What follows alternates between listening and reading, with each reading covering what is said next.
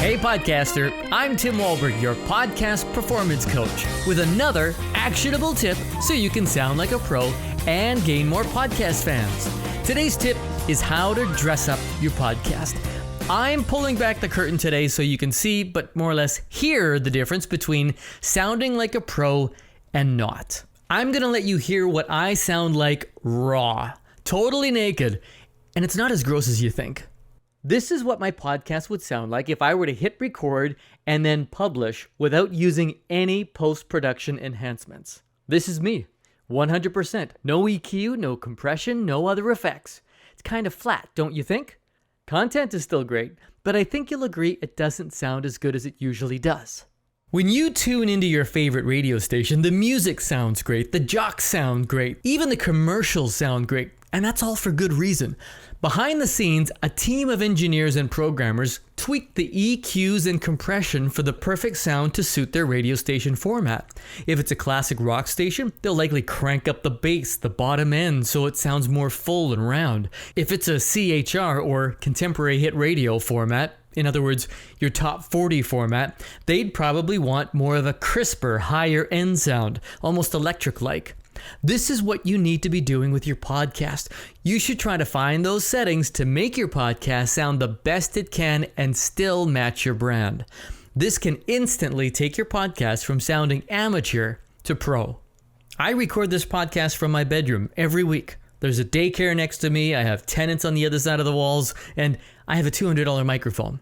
I pick my moments when it's best to record, as I'm sure you do as well, but that's not always enough. That's why I use EQ, compression, and limiters, all set up in my settings and templates. Then I never have to touch them again. I use Adobe Audition, by the way. Now this can all sound a little intimidating if you've never done any of this before or even heard of some of these terms. So, how can you do this? Well, there are a couple of ways.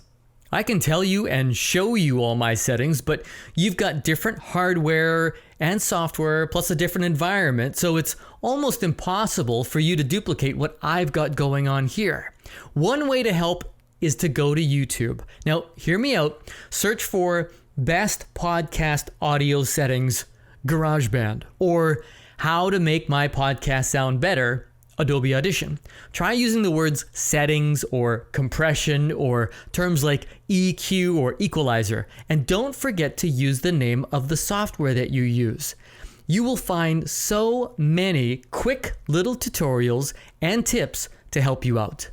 Another way to do this is to figure it out for yourself. It's really not that hard. Load up an old podcast file and start playing around with the settings in your software. You're not going to break anything, so experiment. What you're looking for in your menu is likely under Effects.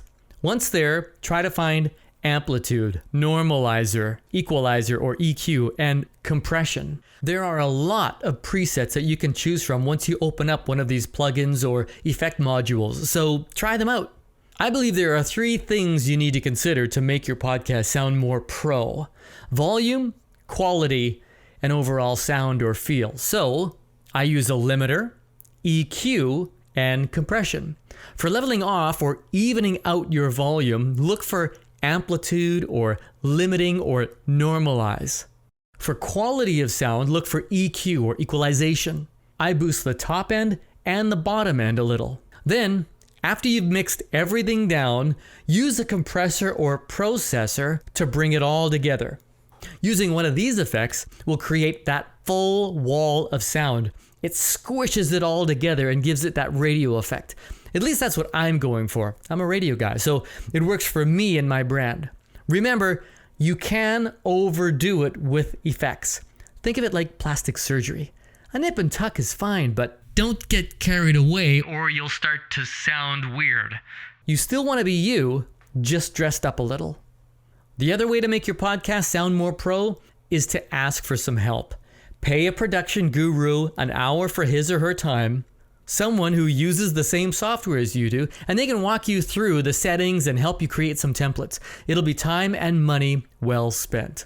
Soon, you'll be more confident knowing that your podcast is something that you can really be proud of. Plus, dressing it up a little will make you sound even more like a pro. And I hope that's just the tip you need. So now that we've got your podcast sounding better, maybe we should have a look at your performance. It's one more element you need to consider in becoming a great podcast host. Lucky for you, I can help with that too.